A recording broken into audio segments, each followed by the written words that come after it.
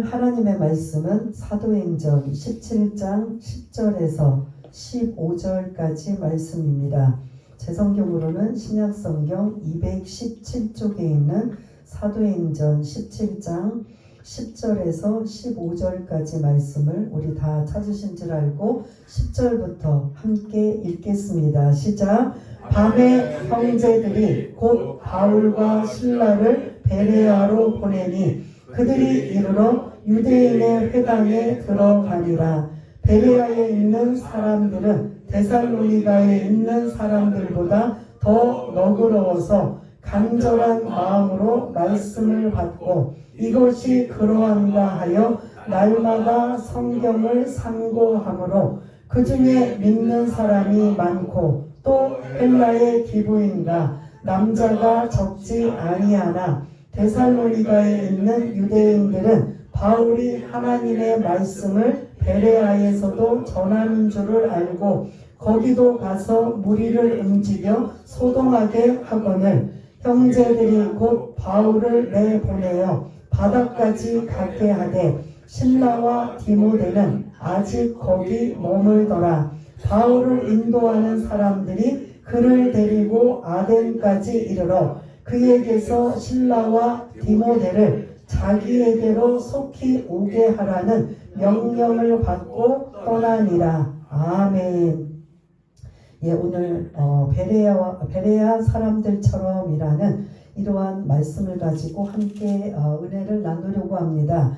요 뒤에 지도를 좀 뒤에 부분을 넘겨주시면 여러분들 글씨 다 보이시죠? 네. 예, 가장 그 맨 꼭대기에 있는 동그란 점에 뭐라고 써있죠? 빌립보. 예, 빌립보입니다. 그 전에는 어디죠? 화살표 그 빌립보 전에는 네, 그 전에는요? 네, 드로아입니다. 드로아가 중요해요. 2차 선교에는 바울은 그 아시아 지역에서 복음을 전하려고 했는데 성령이 자꾸 막으셨는데 결국은 드로아라는 이 지역에서 환상을 보고 그런 유럽으로 건너가게 되는, 그래서 유럽을 건너가는 네아폴리 말고요, 첫 번째 성이 빌립보 지역입니다. 그래서 우리가 지금 2차 선교는 첫 번째 어느 지역에 가서 복음을 전했어요? 빌립보예요. 두 번째는 어디예요? 지난주에 우리 나누었던 거기는 이제 이동 경로예요. 암비볼리 아볼로니아는 이동하는 경로고, 두 번째 복음을 전하는 장소는 어디예요? 데살로니가. 우리가 지난주에 나누었죠. 그러면 오늘은 어디일 것 같아요? 우리가 읽은 베레아입니다. 그 다음에 이제 나머지 저 밑에 아덴, 고린도. 그래서 이 지금 지역 전체는 지금 나라는 어느 나라예요? 그리스예요. 그리스라는 나라인데 그때는 이제 위쪽은 마게도냐, 아래는 그리스, 이렇게 나누어져 있는데 이 그리스라는 지역에 5개 지역에 복음을 전하는 이러한 모습을 볼 수가 있는데, 그럼 오늘은 몇 번째일 것 같아요? 빌립보 다음, 데살로니가 다음, 그 다음에 베레아. 예, 이 베레아 지역에 오늘 사도행전 17장 10절에서 15절까지의 내용이 바로 이 베레아라는 지역인 걸 볼 수가 있습니다. 또 한 번 지도를 좀 넘겨주세요. 넘겨주시면 그림이 나오죠. 그림이 저 있는 쪽으로 여러분들이 보시는 왼쪽인가요? 네, 왼쪽으로 어떤 그림인 것 같아요? 맞추시면 상품 드리겠습니다. 나중에. 이쪽에 있는 그림이요. 유모차가 나와요? 거기에? 아기 그림이 있고 아기 그림이 있고 위에는 아무튼 그 그림이 있고 저쪽 위에 이제 두 그림을 안 보여서 이제 왼쪽에 있는 그림을 이제 띄워주세요. 다음 그림을 넘겨주세요. 넘겨주면 그 그림이 이 그림이에요. 여러분들이 작아서 잘 안 보였던 이게 어떤 걸 것 같아요? 우리가 나누었어요, 말씀을. 그리고 중요하다고도 말씀드렸어요. 혹시 맞추시는 분? 창문으로 들어오는 것 같은데, 커튼. 지금 누가 나오는 것 같아요? 둘 중에 하나. 한 사람은 누굴 것 같아요? 바울이 어디에 있어요? 바울. 왼쪽? 바울은 여러분들이 그림을 못 찾으면 뭐만 찾으면 돼요? 아이고 까만 거. 아니요, 대머리. 대머리. 대머리를 찾으면 돼요. 머리. 좀 표현이 죄송하지만 그러면 지금 여기 그림에 대머리가 어디 있어요? 머리가 많이 벗겨진 사람이 앉아있어. 앉아서 뭐 하고 있는 것 같아요? 앉아서 뭐 하고 있는 것 같아요? 생각하고 있는 지금 환상을 보고 있는 거예요. 근데 이제 이 맞은편에는 천사 아니면 마게도냐 사람이 건너와서 우리를 오라고 손짓하는 건너와서 우리를 도우라. 그래서 아시아에서 계속 복음 전하려고 했던 바울이 이 환상을 보고 이제 유럽으로 건너가서 이제 복음을 전하는 이러한 두루와의 환상의 내용이 지금 이 그림이에요. 다음 거 좀 이제 오른쪽 거의 그림을 또 잘 안 보이셔서 오른쪽 그림은 누가 바울인 것 같아요? 빨간. 예? 계단 위에. 서 있는 사람, 앉아 있는 사람. 서 있는 사람 지금 뭐 하고 있는 것 같아요? 예, 그 지금 바울이 뭘 들고 있어요? 성경. 두루마리. 예, 이때는 우리처럼 이렇게 정교한 책이 아니라 두루마리 성경이었었어요. 그러다 보니까 이 성경 만약에 전체를 기록한다 그러면 이 두루마리가 엄청 많았겠죠. 아무튼 이게 두루마리 성경을 가지고 저처럼 이 성경을 이제 교과서로 가지고 이제 말씀을 전하는데 받아들이는 사람들의 모습들이 지금 어떤 것 같아요? 졸고 있다, 딴짓하고 있다, 딴 생각하고 있다. 어떤 것 같아요? 이 그림의 네? 집중해서 열심히 잘 듣고 어떤 사람은 더 열심히 한 사람은 어떤 표가 나와요. 더 열심히 하는 사람들은 한 사람이 있어요. 한번 찾아보세요. 뒤에 하얀 건. 저 뒤에 네? 뒤에 오른쪽 왼쪽에 있는 왼쪽엔 누구요? 누가 가장 이렇게 좀 인상적으로 설명을 성경을 두루마리 성경을 펴놓고 있는 게 펴놓은 사람이 있어요, 없어요? 그러니까 설교를 들으면서 그 말씀이 옳은가 하고 성경을 자꾸 비교해 보는 거예요. 이렇게 그냥 다른 분들은 그냥 이렇게 집중해서 열심히 듣는 모습이라면 이게 지금 베레아 사람들의 오늘 성경 본문의 내용을 그림으로 그려낸 거예요. 그러면 여러분들이 딱 보시길 때 이 베레아 사람들의 예배드리는 모습, 말씀을 듣는 모습이 어떤 것 같아요? 진지하고 열심이다 라는 것이고 이제 전에 거를 아까 이제 처음에 이제 전에 두 번 거를 한번 넘겨보세요. 예, 이게 이제 아까 이제 그림이 기억나시죠? 맨 서 있는 쪽으로는 무슨 환상? 두루와에서 마게도냐 사람이 건너와서 우리를 도우라라는 그 환상의 그림이고 저 오른쪽에 잘 안 보이지만 베레아 사람들이 바울이 복음을 성경을 가르칠 때 열심히 진지하게 듣고 있는 이러한 모습. 가운데도 사실은 그림이 있는데 바울이 그 단이 여러분 보이세요? 계단이 몇 개 정도 되나? 보여요? 오. 3개가 나오죠? 그러니까 이제 키가 작은지 아니면 사람들 그 많은 사람들 위에 서기 위해서인지 실지에 그게 계단이래요. 바울이 그 계단 위에서 복음을 전하였다, 말씀을 전하였다 해서 그래서 베레아에 가면 그 선교 여행을 가면 요 그림 앞에서 다 사진을 찍어요. 그래서 요 베레아의 요 모습이 그대로 이제 있는 것을 볼 수가 있는데 이제 우리 다시 본문을 좀 띄워주시기 바랍니다. 본문 10절 띄워주시면 시작이 뭘로 시작이 돼요? 밤에. 지난주에는 어디에서 복음을 전했죠? 지난주 우리 나누었던 오늘은 베레아예요. 그럼 지난주에는 어디예요? 데살로니가. 그 전에는 빌립보. 좀 외우세요. 빌립보, 데살로니가, 오늘은 베레아. 용어가 지명이 조금 어렵지만 데살로니아 지역에서 바울이 복음을 전하였는데 환대를 받고 막 그냥 엄청 막 그냥 그 성황리에 막 그냥 뭐 융숭한 대접을 받고 막 그냥 환송을 해주고 했다 안 했다. 기억들 좀 더듬으시면 어땠던 것 같아요? 복음을 전하였더니 막 그냥 그 시장에 불량배들을 동원해서 지금 폭동을 테러를 일으키려고 하는 이러한 모습이었는데 야손의 집에 있다가 이 정보를 듣고 바울 일행이 이제 좀 이렇게 숨어 있었어요. 그러다 보니까 누가 피해를 보았느냐? 야손과 실제로 그 데살로니가의 복음을 받아들인 기독교인들이 피해를 입어서 그들을 이제 잡아내는 거예요. 바울에게 보복을 못하니까. 그러니까 막 지금 이 모든 것들을 앞장서서 이 악행을 행하는 자들이 누구였어요? 데살로니가에서 특히 누구였어요? 유대인들이었던 거예요.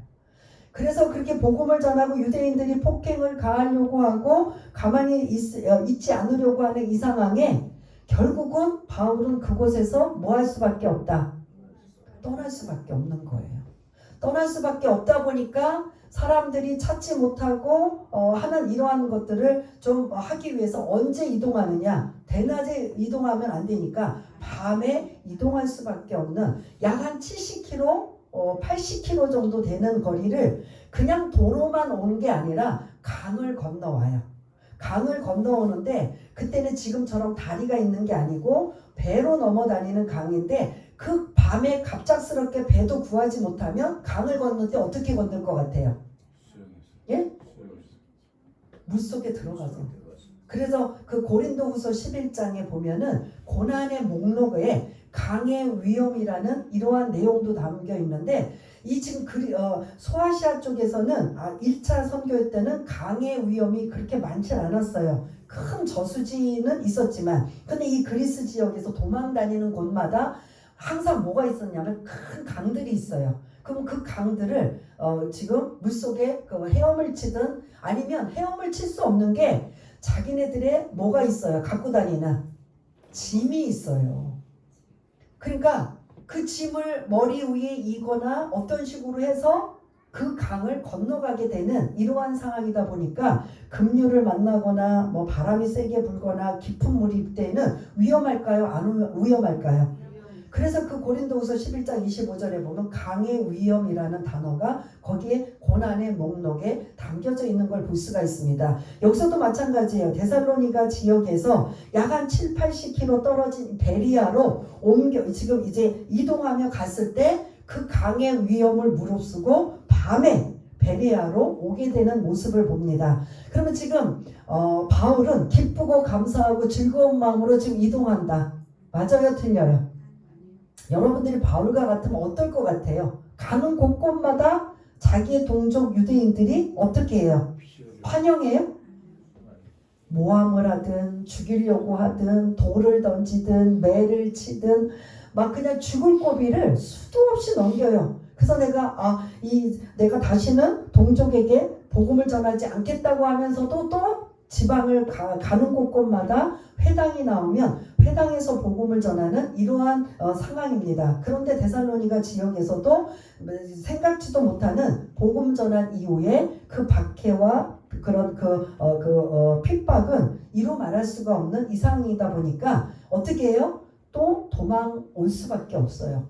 여러분들 같으면 복음을 전하면 하나님이 좀 도와주시고 함께 하시고 좋은 일 좀 생기고 많은 영혼들을 좀 구원하게 하셔야 되는데 이 바울은 항상 끝이 그 지역에서 떠날 때 환송과 융숭한 대접을 받고 떠난다 아니다. 거의 다 쫓겨나든 도망치든 추방당하든 이러고 가요. 그러니 바울이 복음을 전하는 걸음걸음마다 이게 정말 구원의 확신이 없고 그 영혼들을 정말 사랑하는 마음이 없으면 이 지금 발걸음이 어떨 것 같아요? 힘들지요.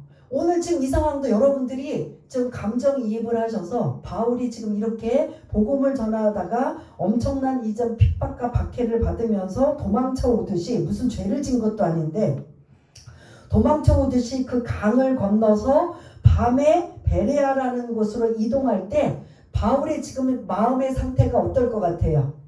예? 힘 빠지는 거죠. 힘 빠지고 낙심한 상황인 거죠. 와, 어떻게 하나님이 이렇게 복음을 전할 때마다 이런 일이 있을 수 있을까? 야, 정말 복음 전하기 쉽지 않다. 힘들다, 어렵다. 사실 맥 빠져요, 안 빠져요, 사실은. 예?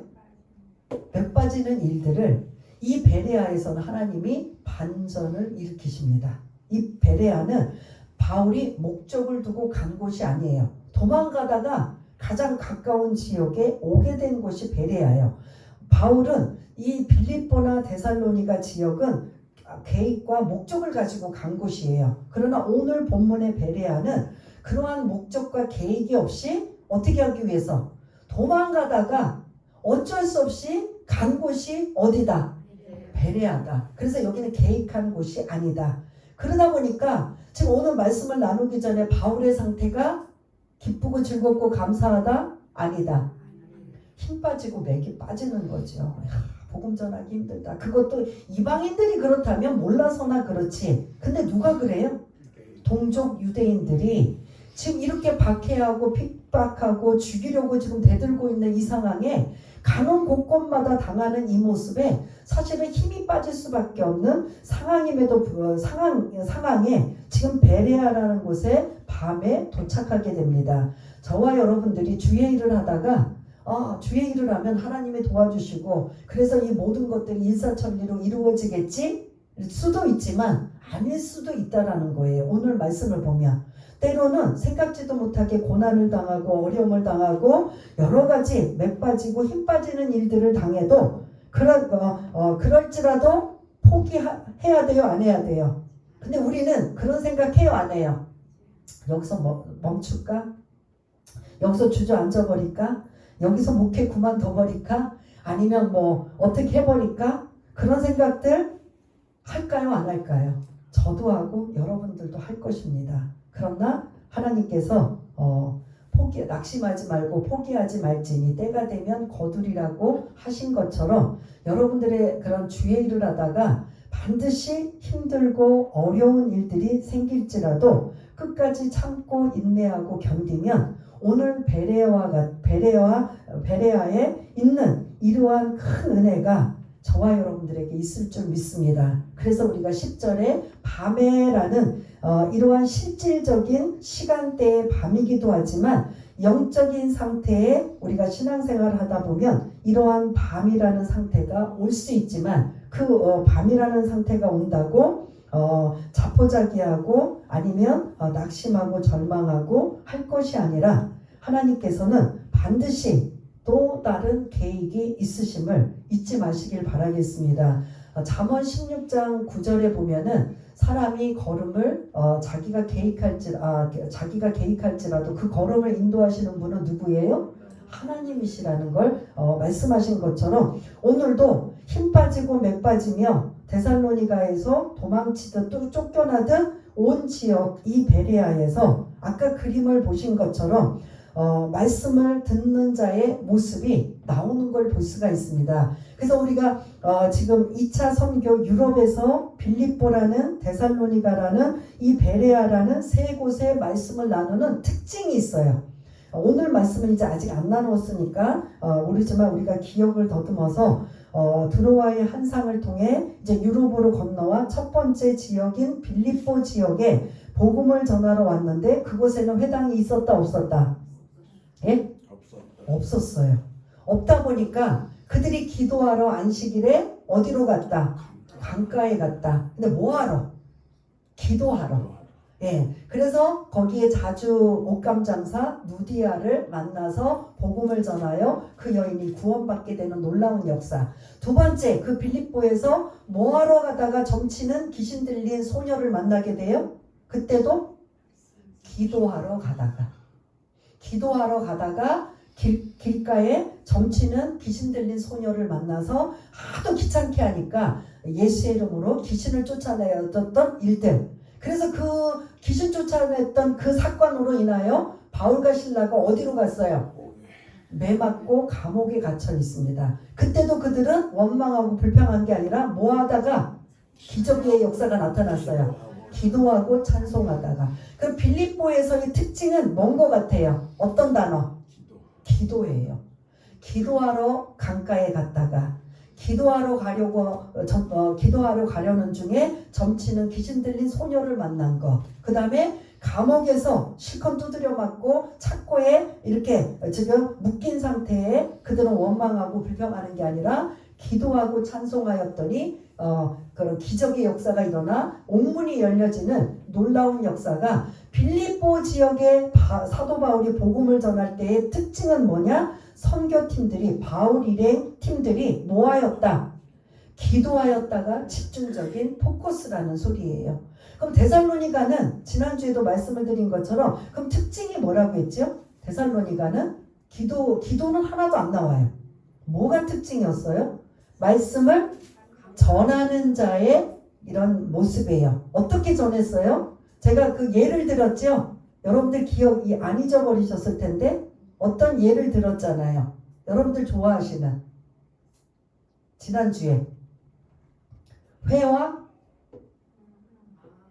스키다시 다 잊어버리셨군요. 여러분들이 그만큼 일주일을 묵상을 안 한다는 소리예요.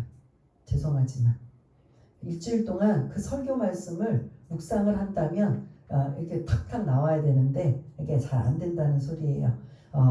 그 데살로니가에서는 말씀을 전하는 자가 오직 예수만 전했다는 거죠. 성경을 강론하고 그 다음에 그 성경을 해석하고 그 다음에 그 해석한 그 증언은 오직 어디를 목표를 향해요? 예수가 그리스도이시다라는 예수가 메시아 구원자이시다라는 것들을 이게 지금 증언하는 이러한 것에 말씀을 전할 때 뭘 가지고 하느냐? 스키다시 예야 여러분들이 즐길 웃음거리 재미있고 주무시지 않고 졸지 않도록 그냥 하는 이러한 소리가 아니라 바울은 뭐만 전하였다? 예수만 전하였다. 그게 데살로니가에 말씀을 전할 때 오직 예수, 성경만 가지고 전하였다. 근데 오늘은 또 다른 특징이 있어요. 오늘 특징은 아까 그림을 여러분들 보신 걸 기억하며 바울이 두루마리 성경을 들고 복음을 전합니다. 똑같이 데살로니가 교회처럼 성경을 가지고 해석하고 그 다음에 그거를 예수가 그리스도이심을 증언하는 이런 똑같은 설교를 하고 있는 내용들을 볼 수가 있는데 반응이 오늘 11절에 가장 중요하게 나옵니다. 11절 우리 한번 읽었지만 11절이 오늘 베레아 교회의 특징적이고 가장 중요한 내용이라면 한번 11절을 읽어보겠습니다. 시작. 베레아에 있는 사람들은 데살로니가에 있는 사람들보다 더 너그러워서 간절한 마음으로 말씀을 받고 이것이 그러한가 하여 날마다 성경을 상고함으로. 아멘. 아까 그 그림에 베레아 사람들이 집중적으로 그런 열심히 그런 바울의 설교를 듣고 있는 이러한 모습의 그림을 여러분들이 그 연상을 오늘 이 11절에 있는 내용을 가지고 그린 것을 볼 수가 있는데 첫 번째 베레아 사람들은 말씀을 들을 때 어떤 상태냐면 너그러웠다라는 소리예요.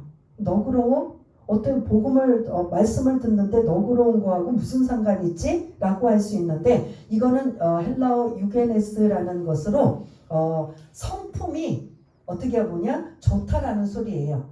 이전에 다른 사람들은 편협되거나 이렇게 딱 내가 원하는 그런 생각으로 아니면 이렇게 받아들이는 것에 딱 차단을 하는 이러한 것이 아니라 여기 베레아 사람들은 어떤 말씀이든 일단 열린 마음을 가지고 들었다는 거예요. 그것이 어떤 자기네들하고 생각이 틀리든 안 틀리든 어쨌든 간에 계속 편협한 시각이 아니라 열린 마음으로 하나님의 말씀을 들었다라는 소리예요. 그러면 지금 한 번도 이 바울의 복음을 들어보지 못한 사람들은 조금 충격적일 수 있어요. 왜냐하면 이전에 빌립보나 데살로니가나 아니면 1차 선교 지역에서도 마찬가지로 예수가 그리스도이심을 선포할 때 그들은 곧바로 뭐가 나왔어요?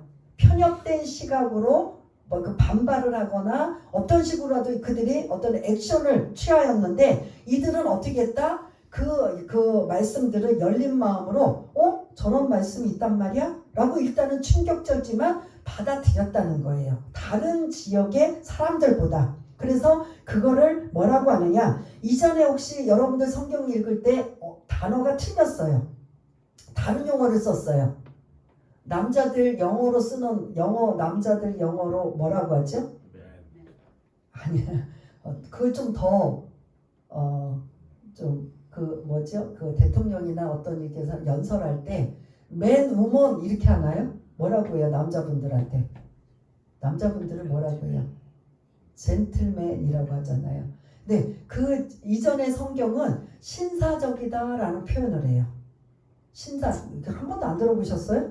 이 지금 성경이 개역 성경으로 지금 바뀐 건데 이전의 성경은 더 신사적이어서라고 표현이 돼요. 이게 베레아 사람들은 다른 사람들보다 데살로니가 사람보다 더 신사적이어서 그거를 이제 다시 개역으로 바뀐 번역이 뭐냐면 너그러워서라는 표현을 지금 쓰고 있어요. 그래서 그들이 편협되지 않고 성품이 좋아서 그들이 말씀을 들을 때 자기하고 생각이 다르거나 새로운 말씀을 들으면 열린 말씀으로 듣고 있다라는 소리예요. 두 번째는 뭘 것 같아요?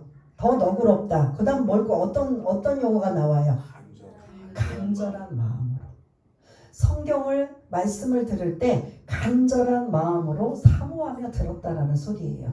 그래서 여기서 이 간절한 마음은 내가 이 말씀을 꼭 내 것으로 받아들여야 되겠다라는 이 간절한 마음이 담겨져 있다라는 거죠. 여기서 우리가 예수님의 비유 중에 씨 뿌리는 비유가 있어요. 씨 뿌리는 비유에 씨 뿌리는 자의 중요함이 아니라 씨를 뿌렸을 때 뭐가 중요하다는 소리예요? 밭이 중요하다는 소리예요. 혹시 기억하시는 밭의 첫 번째가 뭘로 나와요? 길가밭. 길가밭은 뭐예요? 씨를 뿌리나 어떻게 해요? 새가 와서 먹어버리는 바람에 뭐 싹도 안 나고 뿌리도 없고 열매도 없어요. 그게 여러분들이 설교를 들으시고 복음을 말씀을 들으면 그냥 들어도 듣지 못하도록 막아버리는 거예요. 그러니까 도대체 뭘 들었는지 말씀을 전혀 몰라요. 내가 10년을 다니고 20년을 다녀도 길가밭에 그런 말씀을 들은 사람은 말씀을 모른다라는 거죠. 그래서 나는 신앙생활 오래 했습니다 라고 해서 존경을 하는데 그런 사람의 입에서 내가 하나님의 말씀이 하나도 나오지 않는다면 이거는 문제라는 거죠. 뿌리도 없고 열매도 없다는 거죠. 두 번째 어떤 밭이 나오죠? 돌짝밭이 나옵니다. 이 사람은 이런 마음밭은 말씀을 들어요. 들어서 알기는 하지만 어떻게 하느냐? 뿌리를 못 내려요. 뭐에 눌려서? 돌에 눌려서. 돌에 눌려서 말씀을 받기는 받지만 듣기는 듣지만 내가 이제 이렇게 살아야지. 이러고 감동하고 좀 생각은 바뀌는데 돌아서면 뿌리가 없다 보니까 말씀이 내 안에 자리 잡지 못하니까 열매를 맺지 못한다라는 겁니다. 세 번째는 무슨 밭이죠? 예? 가시떨기, 가시밭. 가시. 말씀을 들었어요. 그리고 뿌리도 내렸어요. 그런데 결정적으로 내가 어떻게 신앙생활을 제대로 하려고 하면 가시라는 기운이 계속 찔러요. 그래서 열매를 거두지 못하도록. 이게 뭐냐면 염려 때문에 내가 주일날 나와야 되는데 다른 일들이 생기고 더 중요한 일들이 생겨서 내가 지금 주일날 예배를 드려야 되느냐 아니면 그 일을 해느냐라고 그런 기로에 서 있을 때 염려, 세상의 염려와 재물의 유혹이라는 이러한 염려 때문에 고민을 하다가 어디로 선택하느냐? 가시의 기운이 어떻게 해요? 말씀 쪽이 아니라 세상 쪽으로 빠지게 되는. 그래서 가시떨기 밭 같은 사람도 싹도 없고 싹과 뿌리는 있지만 열매를 거두지 못하는 이러한 모습을 볼 수가 있습니다. 여러분들이 다 아시는 네 번째는 어떤 밭이죠? 옥토밭, 좋은 밭입니다. 좋은 밭은 항상 말씀을 씨를 뿌리기만 하면 싹이 나고 뿌리가 깊이 내려서 열매를 거두는 이러한 거. 그래서 길가밭이나 돌짝밭이나 가시떨기밭이나 좋은 밭의 특징이 뭐냐면 왜 씨를 뿌리냐는 거죠. 씨 뿌리는 게 재미삼아 심심해서 열매를 맺기 위해서. 근데 그 열매를 맺기 위해서는 어떤 밭이 되어야 된다? 옥토밭, 좋은 밭이 되어야 되는데 오늘 이 베레아 사람들이 그러한 좋은 밭이 된다는 거죠. 간절한 마음으로 그 말씀을 받아서 내가 그 말씀을 어떻게 나에게 유익이 되고 양약이 되고 내가 이 말씀이 때로는 교훈이 되고 때로는 책망이 되고 때로는 그런 교훈과 바르게 함과 의로 교육하기에 유익한 말씀인가 이러한 것들이 나에게 주시는 말씀으로 받아서 여러분들이 그런 간절한 마음으로 받아야 된다라는 거죠. 세 번째는 뭘 것 같아요? 찾아보세요. 너그러워야 되고 간절한 마음 가져야 되고 그 다음 세 번째는 날마다 성경을 상고한다. 이건 복습이에요. 오늘 이제 이렇게 설교를 들으시면 한 주간을 여러분들이 그 말씀이 그러한가 라고 그 말씀을 곱씹어 보는 거예요. 그래서 시편 1편에 보면은 1편 1절 보면은 복 있는 자는 여호와를 주야로 묵상하는 자로다. 그래서 묵상이라는 단어가 나와요. 묵상을 제가 뭐라고 설명드린 적 있는데 기억나세요? 소가 여물을 먹고 계속 되새김질하는 거, 그게 묵상이라는 소리예요.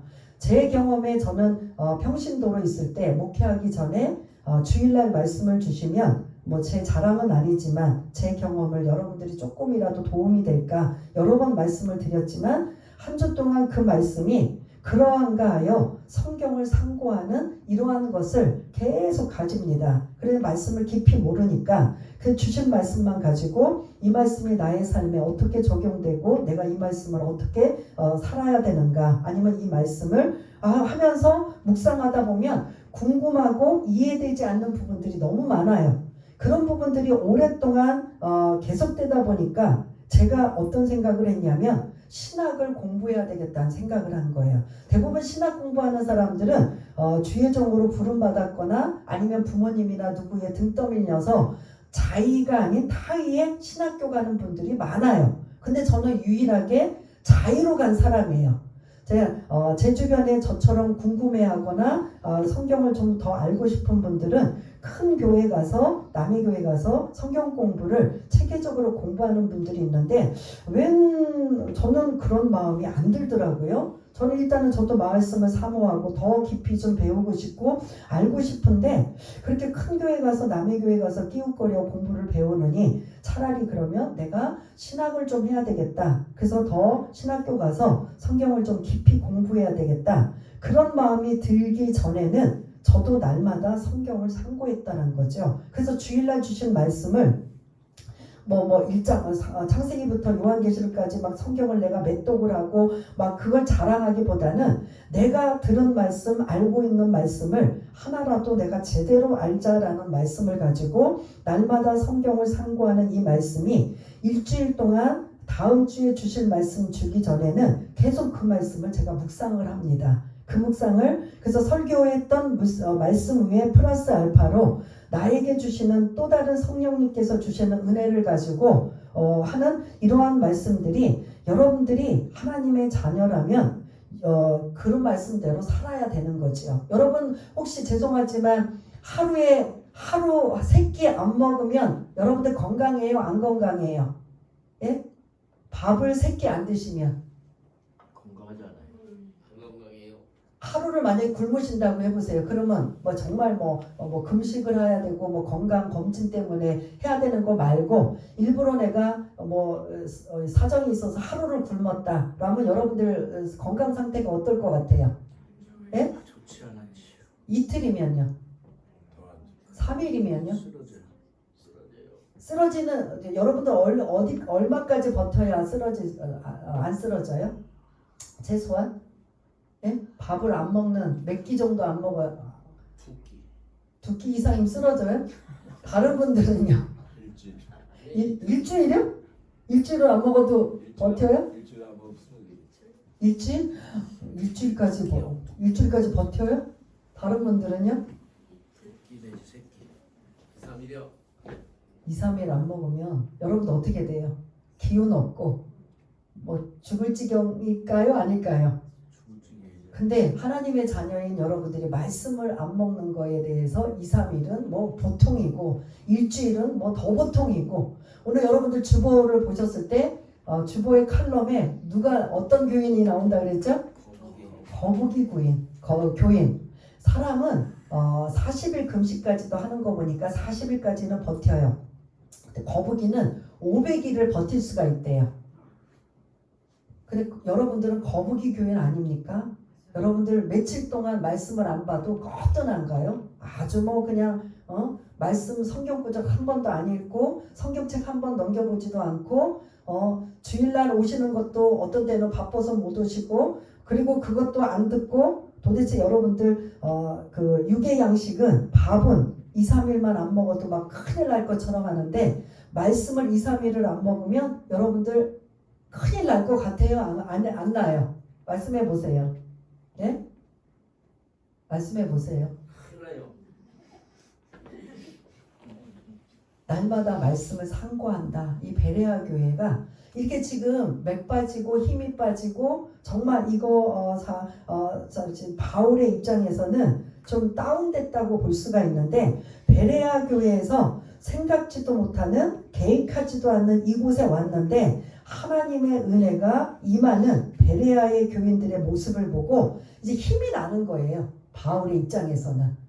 막 복음을 가서 열심히 계획하고 목적을 둔 데살로니가 뭐 이런 빌립보 이런 지역에서 복음을 전할 때 그들이 어떻게든 변화되고 예수 잘 믿기를 바라는 마음으로 복음을 전했는데 거기서 핍박과 박해가 아주 너무나 심해서 도망 오듯 추방당하듯 왔는데 이 베레아 지역도 그렇게 기대는 안 했습니다. 그런데 이 베레아 지역에서는 이렇게 너그러워서 성품들이 일단 좋다는 소리예요. 그래서 열린 마음을 가지고 어떤 말씀이든 일단은 듣는 거죠. 들었는데 이들이 어떻게 듣느냐? 간절한 마음으로 듣고 그 다음에 그 말씀을 들은 후에 그들이 또 어떻게 했느냐? 날마다 성경을 상고하여 왜냐하면 예를 들어서 여기도 지금 회당이 있어요. 베레아에 왔더니 회당에 있어요. 그 회당에 가서 또 어떤 일을 만날지는 모르지만 또 복음을 전해요.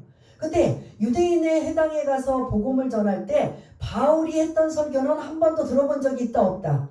없어요. 그러다 보니까 그 설교를 들으면 대부분의 사람들은 충격을 받을까요? 안 받을까요? 받을 수밖에 없어요. 왜냐? 그 유대인의 회당에 있는 유대인들이 말씀을 전할 때 예수를 증거하지 않아요. 예수는 버림받고 저주받은 자예요. 그리고 자기네들이 죽인 자예요. 그리고 실제 메시아 구원자는 앞으로 오실 것이라고 그렇게 설교하고 알려줬던 곳이 회당이란 말이에요. 그런데 그런 회당에서 그런 설교를 들었던 이 사람들이 어느 날 바울이 와서 여러분들 이 예수님이 진짜 구원자고 메시아이십니다. 한 번도 들어보지도 않아. 지금 이들은 유대인들을 통해서 회당에서 메시아를 지금 뭐하고 있는 상황이에요? 기다리고 있는 상황이란 말이에요. 왜냐하면 예수를 인정하지 않기 때문에. 그런데 바울이 와서 여러분들 메시아가 오셨습니다. 그 메시아는 우리가 십자가에 죽인 그 예수이십니다. 라고 이렇게 지금 설교를 하는 거예요. 그럼 이건 충격이 아니에요. 이게 지금 충격이기 때문에 대부분의 사람들이 이거를 막 그냥 입을 닫아버리고 설교를 못하게 하고 막아버리는 걸 베레아 사람들은 충격을 받지만 마음 문을 열고 그 설교를 들으면서 지금 충격적인 이 설교가 성경에 어디 있나? 이거를 지금 계속 찾으면서 연결을 하면서 이해를 지금 하면서 하는 이 내용들이 베레아 사람들의 특징이라는 거예요. 그러나 이전의 사람들은 아니면 다 뭐예요? 차단하고 편협해서 오히려 그런 비방하고 모함으로 가버리는 이런 상황을 볼 수가 있는데 바울의 이 충격적인 이 예수는 그리스도이심을 이 복음을 전할 때 베레아는 충격적인 것들을 방향을 바꾸는 거지요. 마음 문을 열고 받아들여요. 받아들인 다음에 그 말씀을 간절히 받아들인 다음에 그거를 뭐하고 연결시킨다. 아까 그림에서도 그 회중에 앉아있는 사람이 뭐 하나 이렇게 늘어놓고 있어요. 지금 두루마리 성경을 펼쳐놓고 그 말씀이 바울이 설교하는 내용이 실제로 그러한가 아닌가 지금 이렇게 찾아보고 하는 이러한 것을 지금 볼 수가 있습니다. 그래서 그렇게 받아들인 말씀을 가지고 어떻게 했다? 그들이 11절의 내용이 이 베레아 교회의 특징적인 모습이었다면 저와 여러분들이 말씀을 듣는 자의 자세가 이런 모습이 되어야 여러분들의 양약이 되고 유익이 되는 거죠. 여러분들 설교할 때 목사 설교가 부족하고 연약하기도 하지만 그 설교를 듣고 목사 때문에 그냥 목사님들 편의 때문에 열심히 들어주는 게 아니라 사실은 그 들으면서 여러분들이 뭐가 생겨야 돼요? 믿음이 생기고 은혜가 임하고 그것이 나의 삶에 그 말씀이 내 영향력을 미쳐야 되는 이러한 것이기 때문에 설교를 들으라는 거예요. 그러면 베레아 교회의 특징은 설교를 듣는 자의 태도와 자세의 모습이라는 거예요. 데살로니가는 뭐라고 했어요? 말씀을 전하는 자가 무얼 전해야 되느냐? 스키다시 전하지 말고 온전히 회만 전하라. 오직 예수만 전하라. 빌립보 교회는 기도를 강조했다면 데살로니가 지역은 말씀을 전하는 그 오직 예수는 그리스도이심을 전하고 있고, 오늘 베레아는 뭐의 특징이라고요? 말씀을 듣는 자의 자세가 이래야 하나님의 은혜가 임한다는 거죠. 졸고 딴 생각하고 그리고 뭐 바쁘다고 이 핑계 저 핑계 대서 길가밭이나 그리고 가시떨기밭이나 돌짝밭 같으면 열매가 있다 없다? 이런 사람은 없어요. 죄송하지만. 왜 나는 10년, 20년, 30년, 40년 다녀도 나는 왜 열매가 없는가? 라고 한다면 내 신앙이 길가밭인가 돌짝밭인가 가시밭인가를 점검해 봐야 된다는 거죠. 그러나 좋은 밭에 씨가 뿌려진 사람은 결실이 어떻게 이루어진다고 나와요? 100배? 100배는 가장 많은 거예요. 그 다음 60배, 30배. 그래서 그 좋은 밭에 떨어진 그런 결실을 맺는 자는 어떤 때는 100배의 결실을 맺고 어떤 때는 60배, 어떤 때는 30배의 결실을 맺게 되는 이러한 모습이라면 여러분들이 지금은 설교 홍수 아니에요? 뭐 주중에 막 그냥 유튜브만 열어놓으면 막 그냥 유명한 목사님들, 강사님들 막 설교가 막 와르르르 쏟아져서 여러분들의 귀는 완전히 설교의 홍수라고 볼 수가 있어요. 그런데 그렇게 홍수로 듣고 있는데 실제로 깊이 있는 말씀을 나누면 안다 모른다? 몰라요. 그냥 재밌는 재밌게 하는 그런 설교자들이 있으면 듣고 열심히 듣고 웃어요. 그래서 아주 설교 잘한다 라고 하지만 시간 지나면 내가 과연 그 설교에 내 것으로 취할 것이 과연 무엇인가? 아니면 반대로 정말 유명하시고 훌륭하신 설교자의 설교를 들었어요. 들었으면 여러분들이 그 말씀이 얼마나 간절함으로 날마다 성경을 상고하며 여러분들 것으로 만들었느냐. 그게 열매라는 거예요. 열매가 있느냐 없느냐. 그런 열매의 모습. 그래서 오늘 베레아 이 교회의 모습은 설교자의 그런 문제가 아니라 이제는 회중들 듣는 자의 태도와 자세가 어떻게 해야 되는가. 나는 여전히 길가밭으로 끝나고 마는가. 나는 돌짝밭에 아니면 가시밭에 이렇게 머무는 것으로 마는가. 그건 죄송하지만 성경을 근거로 하면 열매가 없다라는 겁니다. 나는 왜 내 삶에 열매가 없는가 라고 한다면 다시 기본으로 돌아가서 나는 내 마음밭이 어떤 밭인가. 좋은 밭이 되기 위해, 옥토밭이 되기 위해 저와 여러분들은 열심히 노력을 하고 준비된 그러한 마음밭이 되어야 결실을 열매를 맺을 수 있다라는 말씀을 하고 있습니다. 거북이 교인처럼 500일을 성경을 안 보고 50일을 아니면 일주일 내내 성경을 안 봐도 아무 문제 없다. 이거는 마귀도 그냥 내버려 둔 거예요. 마귀는 누구를 더 괴롭히고 간섭할까요? 열심히 있는 사람들을 괴롭혀요. 난 뭐 신앙생활 그렇게 대충 해도 뭐 그렇게 어려움 없는데? 별 문제 없는데? 그건 아예 마귀도 손을 놔버린 거예요.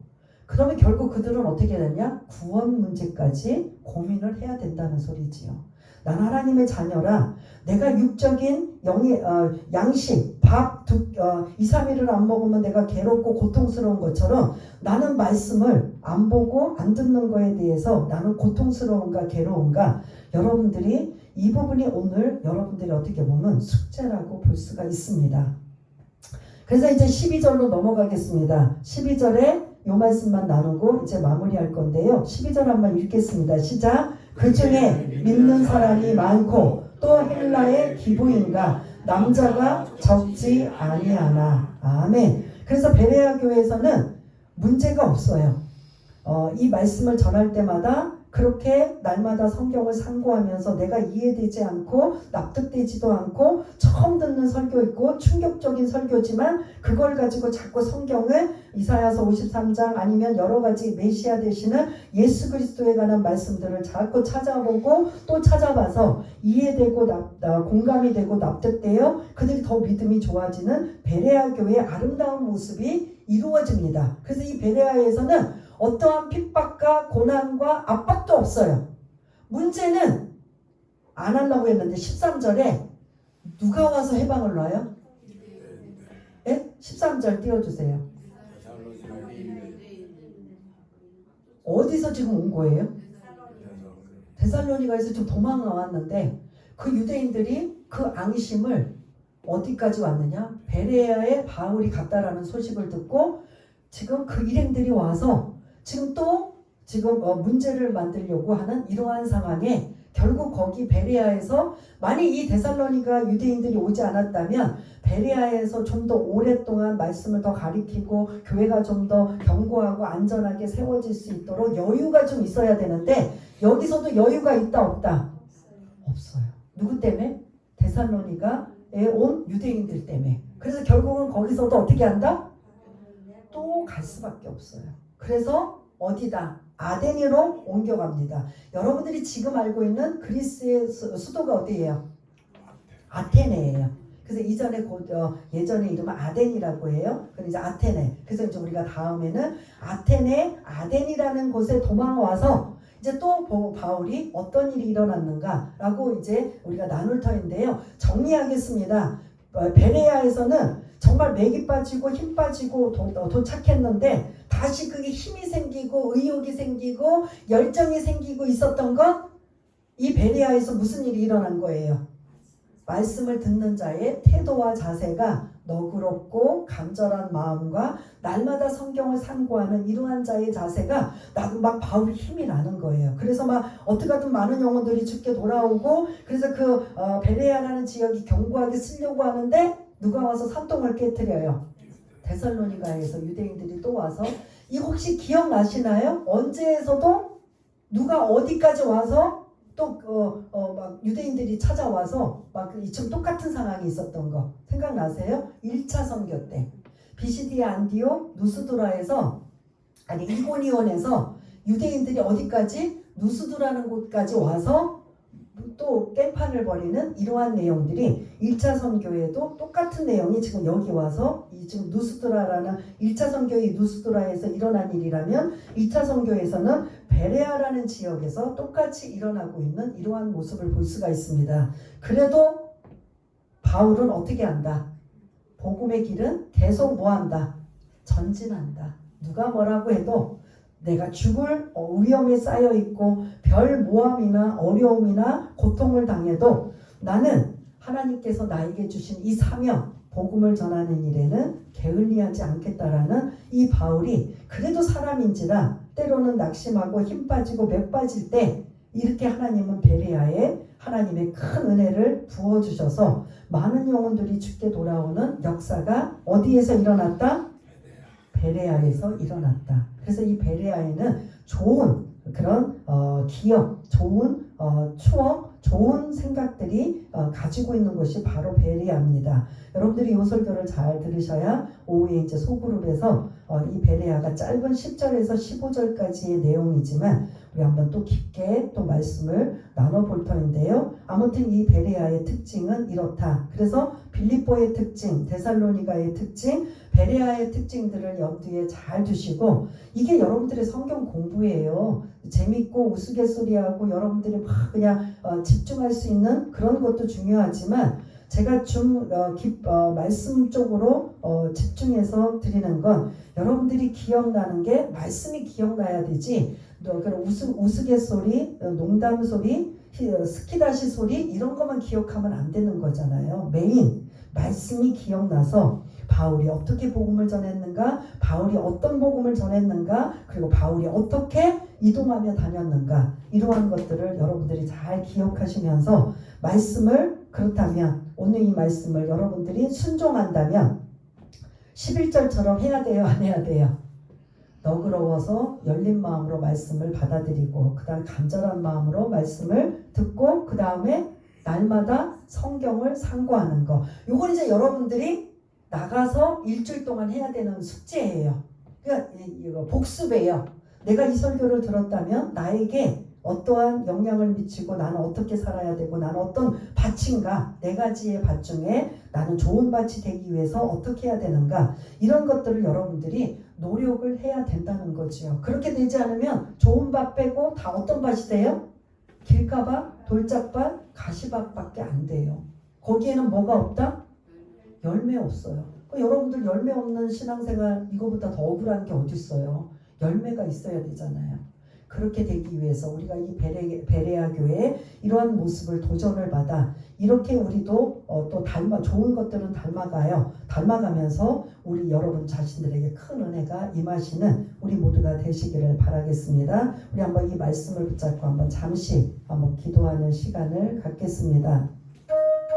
할렐루야. 사랑이 많으신 하나님 아버지, 오늘 유럽에 건너와서 세 번째 지역 베레아라는 이곳에 와서 사실 이 베레아에 도착했을 때 바울은 힘 빠지고 맥 빠지고 기운 없고 사실 어떻게 보면 절망스러운 상황이었음에 하나님께서는 이곳에 생각지도 못하는 큰 은혜를 부어주셔서 베레아에 있는 모든 분들이 이렇게 신사적이고 너그러워 간절한 마음으로 말씀을 듣고 배우고 그 다음에 날마다 그 성경을 상고하는 이 아름다운 모습이 우리 교회 모습이 되었으면 좋겠습니다. 우리 교회 교인들의 모습이 이렇게 말씀을 사모하며 이렇게 말씀을 갈급해하며 이렇게 말씀을 연구하고 그래서 그 말씀을 들은 것은 내가 어떻게든 잊어버리지 않겠다. 내 마음판에 새겨지고 내 삶의 아버지 적응이 되어서 옥토밭이 되고 좋은 밭이 되어 열매를 맺겠다라는 이러한 다짐과 결심을 가지며 그렇게 살기 위해서는 어떻게 해야 되는가? 성령님의 도우심을 받아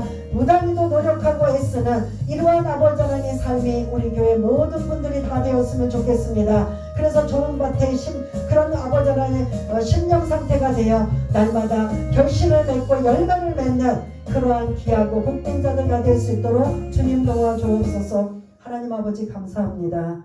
오늘 베레아 교회 교인들의 모습처럼 우리가 말씀을 들을 때 어떤 모습으로 들어야 되는가라는 이 말씀을 들었다면 우리가 이 말씀을 그냥 한 귀로 듣고 한 귀로 흐르고 아니면 좋은 말씀이구나 라로 끝나는 게 아니라 나에게 적용되어 내가 이렇게 살고 그 말씀이 나의 삶 속에 영향력을 미치어 내가 어떤 상황이라도 요동하지 않고 흔들리지 않고 말씀이 육신이 되어 오신 그 예수님의 그 말씀을 꼭 붙잡고 나에게 힘이 되고 능력이 되고 권능의 말씀이 되어 그 말씀 붙잡고 앞으로도 나의 인생의 삶을 살아드릴 수 있는 귀하고 복된 자들 다 될 수 있도록 주님 도와주옵소서. 모든 것 감사드리오며 사랑이 많으신 예수님 이름으로 기도드리옵나이다. 아멘. 이 시간은 준비하신 헌금을 하시는 시간입니다.